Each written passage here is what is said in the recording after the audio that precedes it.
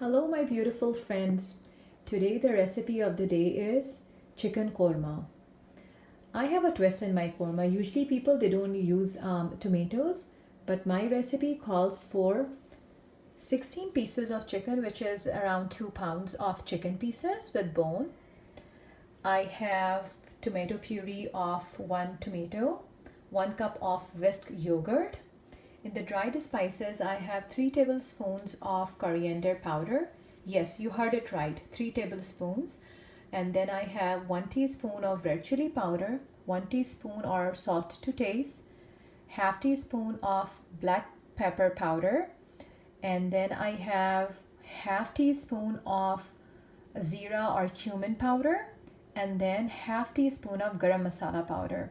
I also have half teaspoon of fennel seed and half teaspoon of green cardamom powder, which I have just grinded freshly. I'm gonna add in the plate along with these spices. 2 tablespoons of ginger garlic paste. I have these spices, the whole spices. 2 cinnamon stick.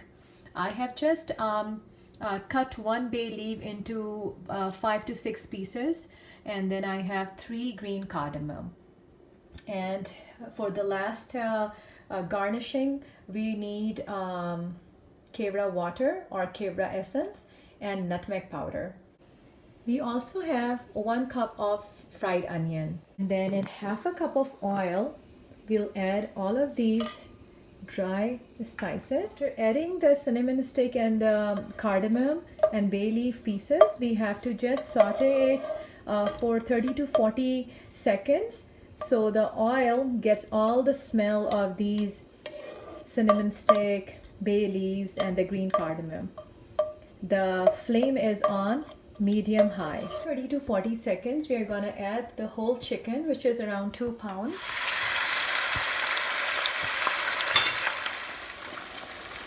After 5 to 6 minutes of frying the chicken on medium high flame, we are going to add 2 teaspoons of ginger garlic paste, and then we have to mix it and cook it. After frying the chicken with the ginger garlic paste, we're going to add all of these dry spices to it, mix it and cook it together for 5 minutes. While frying the chicken, I just added 2 tablespoons of water just to make and cook the masala, all the dry spices nicely. Now I'm adding, you don't have to add too much water because we are already adding the puree of 1 tomato. We are gonna mix it, cook it for another 2 to 3 minutes before adding the whisked 1 cup yogurt to it.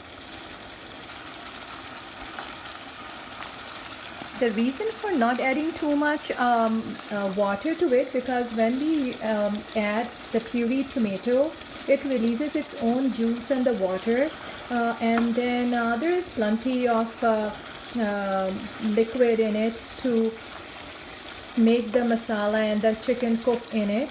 So we are just gonna keep cooking it on medium to high flame for 2 more minutes. Have a look. We didn't add much water, just 2 tablespoons. Now we're gonna add 1 cup of whisked yogurt to it.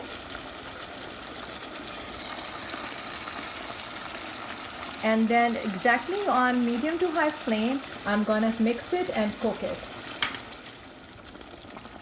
Once we'll see that the yogurt is thoroughly mixed in the curry, and we have to lower down the flame from medium high to medium and cover it and cook it for 5 to 6 minutes on medium flame. We just want to keep the cooking process to be continued. After cooking for 5 to 6 minutes with the lid cover, this is how the chicken looks like. Now I have removed the lid, turned the flame on at high, and I'm gonna just cook it for a few minutes and then add the crushed fried onion, and I will see if I need more water to it.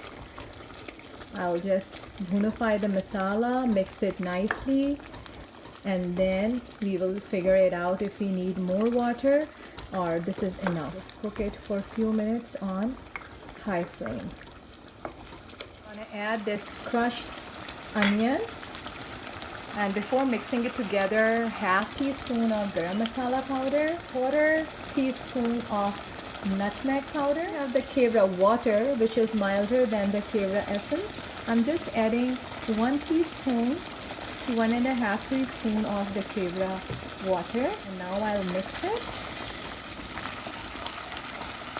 And I don't think that my curry needs more water to be added, so it really depends on yours. You can have a look at it. If you need, you can add half a cup of water and then cover it and let it simmer for 2 to 3 minutes. I think we are okay. I'm not adding any more water. I like the korma a little tight consistency, not too runny.